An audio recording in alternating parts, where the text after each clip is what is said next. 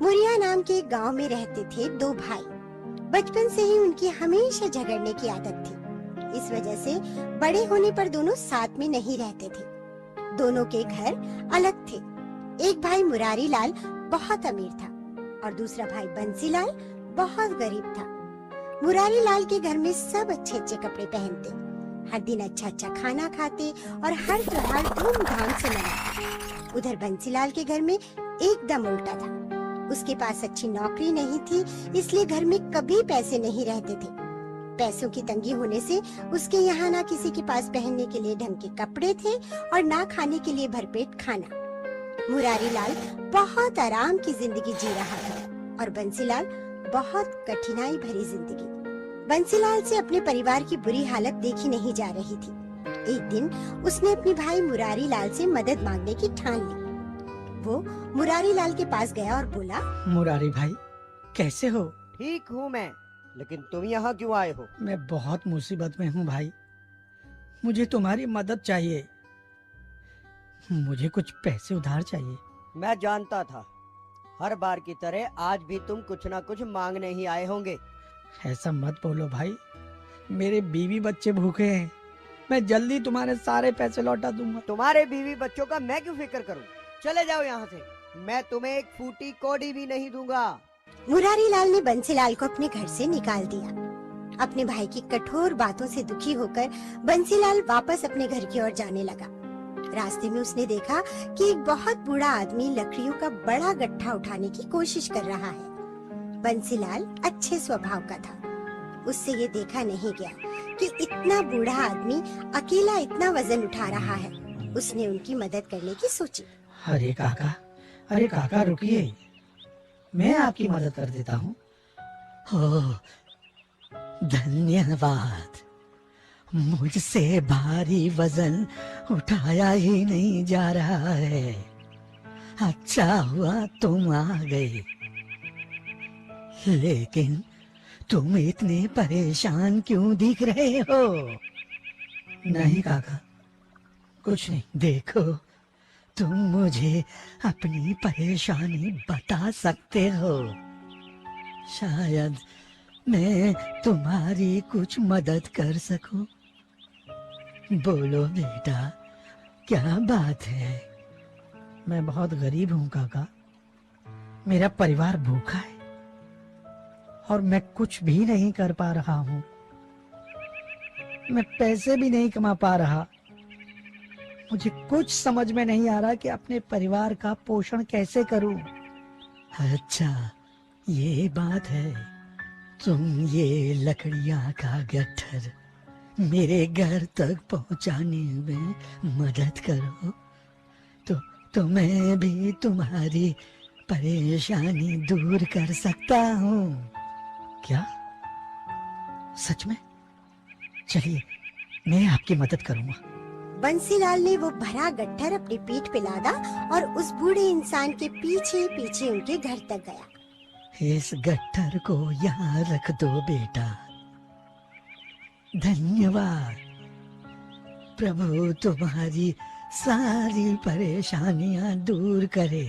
फिर वो अपने घर से एक मीठी रोटी लाया और बंसीलाल को दे दी। इस रोटी को लेकर तुम जंगल में जाओ। काफी दूर जाने पर तुम्हें आलू बुखारे के 3 पेड़ दिखेंगे। उन पेड़ों के पीछे एक छोटा सा पहाड़ है और पहाड़ के ऊपर एक छोटी सी झोपड़ी। वहाँ 3 बौने रहते हैं और उन्हें मीठी रोटी बहुत पसंद है। उन्हें ये रोटी देकर बदले में तुम्हें उनसे पैसे नहीं, पत्थर की चक्की मांगनी है। बंसीलाल ने उनकी सारी बात बहुत ध्यान से सुनी और मीठी रोटी लेकर वो तुरंत जंगल की ओर निकल पड़ा। बहुत देर आगे चलने पर उसे आलू बुखारा के वो 3 पेड़ दिखे जो उस बूढ़े आदमी ने बताए थे। उन पेड़ों के फल बहुत मीठे और ताजे लग रहे थे। बंसीलाल का मन वहाँ कुछ देर रुककर फल खाकर आगे बढ़ने का हुआ, लेकिन वो उन बौनों के पास पहुँचने में देर नहीं करना चाहता था। उसने अपनी भूख को नजरअंदाज किया और आगे बढ़ता रहा। थोड़ा आगे बढ़ने पर उसे पहाड़ दिखा और उस पहाड़ के ऊपर एक छोटी सी झोपड़ी। झोपड़ी देखकर बंसीलाल खुश हो गया और एक नई फुर्ती के साथ वो आगे बढ़ने लगा। वो झोपड़ी के अंदर गया और उसने देखा वहाँ 3 बौने थे। बूढ़े आदमी की सारी बातें सच थी। वो पहले से ही मन उस बूढ़े आदमी का धन्यवाद करने लगा। बंसीलाल ने पहले कभी बौने नहीं देखे थे। उन्हें देखते ही वो थोड़ा उत्साहित हो गया। उनके हाव भाव, उनके कपड़े, उनकी टोपी आदि देखता ही रह गया। वो भूल गया कि वो किस काम के लिए आया था। लेकिन बौने उसे देखकर बहुत नाराज हो गए। लेकिन बंसीलाल अपने उत्साह में उनका गुस्सा देख ही नहीं पाया। अचानक बौना बोला, कौन हो तुम? अंदर कैसे आ गई? बंसीलाल अचानक उनकी आवाज सुनकर सहम गया और होश में आया। मैं बंसीलाल हूँ। कौन बंसीलाल? हम किसी बंसीलाल को नहीं जानते। तुम जरूर कुछ चुराने आए हो। इसे पकड़ के बांध देना चाहिए। ये सुनते ही बंसीलाल डर गया और उसके हाथ से वो मीठी रोटी नीचे गिर गई। नहीं, मैं कोई चोर नहीं हूँ। मैं तो ये मीठी रोटी देखते ही बौनों का गुस्सा कुछ इस तरह गायब हो गया जैसे बारिश के बाद गर्मी गायब हो जाती है। अरे, इसके पास मीठी रोटी है। हमें मीठी रोटी बहुत पसंद है। क्या ये तुम हमारे लिए लाए हो? हाँ, मैं ये आपके लिए ही लाया हूँ, लेकिन मैं ये बेचने के लिए लाया हूँ। कोई बात नहीं, हम इसे खरीदेंगे। तुम्हें इसके बदले में क्या चाहिए? तुम जो चाहो ले सकते हो। धन्यवाद। मुझे इसके बदले में पत्थर की चक्की चाहिए। हमें मंजूर है। ये लो चक्की। इतना सुनते ही उस बौने के हाथ में पत्थर से बनी एक चक्की आ गई। उसने वो चक्की बंसीलाल को दे दी। ये कोई मामूली चक्की नहीं है। तुम इससे कुछ भी मांग सकते हो। जब तुम इससे पीसोगे तब ये चक्की तुम्हारी हर इच्छा पूरी करेगी। लेकिन एक बात का विशेष ध्यान रखना, काम हो जाने पर इस चक्की को एक लाल कपड़े से ढक देना, जिससे ये चक्की रुक जाएगी। मैं समझ गया। आपका बहुत बहुत धन्यवाद। खुश होकर बंसीलाल वो चक्की लेकर अपने घर वापस आ गया। घर में उसके बच्चे और पत्नी का भूख से बुरा हाल था। उसने तुरंत जमीन पर एक कपड़ा बिछाया और चक्की को उस पर रखा। उसने अपनी बीवी से एक लाल कपड़ा लाने को कहा। वो चक्की को घुमाने लगा और चक्की, मुझे दाल दो चक्की। उसके इतना बोलते ही चक्की में से दाल निकलने लगी। हांडी भर दाल मिलने के बाद उसने चक्की को लाल कपड़े से ढक दिया और उस चक्की ने दाल बनाना बंद कर दिया। फिर उसने उसी तरह चक्की से चावल मांगा और चक्की ने ढेर सारा चावल दिया। चक्की को लाल कपड़े से ढकने के बाद उस दिन उन सब ने पेट भर के खाना खाया। वो अब हर दिन उस चक्की से नई नई चीजें मांगने लगा। कभी आटा, कभी चावल, कभी बाजरा, मसाले इत्यादि। चक्की उसे वो हर चीज देती गई जो वो मांगता गया। चक्की से मिली सारी वस्तुओं को वो बाजार में बेचने लगा। कुछ ही दिन में उसने बहुत सारे पैसे कमा लिए। उसने अपने लिए एक बड़ा आलीशान घर बनवा लिया। अब उसके परिवार के पास सब कुछ था, खाने के लिए भरपेट खाना और पहनने के लिए अच्छे कपड़े। सभी बहुत खुश थे।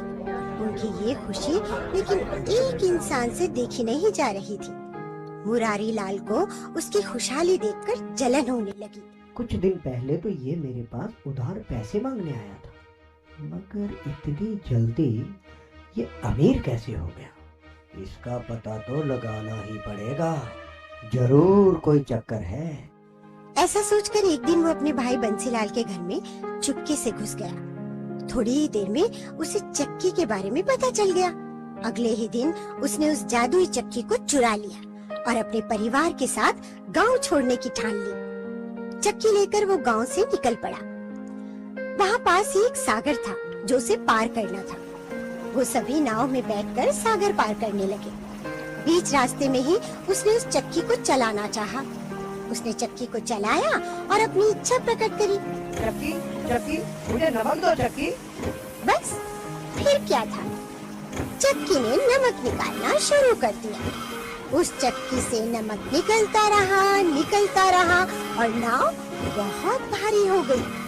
अपने लालच के चक्कर में मुरारी लाल ने उस चक्की को बंद करने का तरीका ही नहीं देखा था।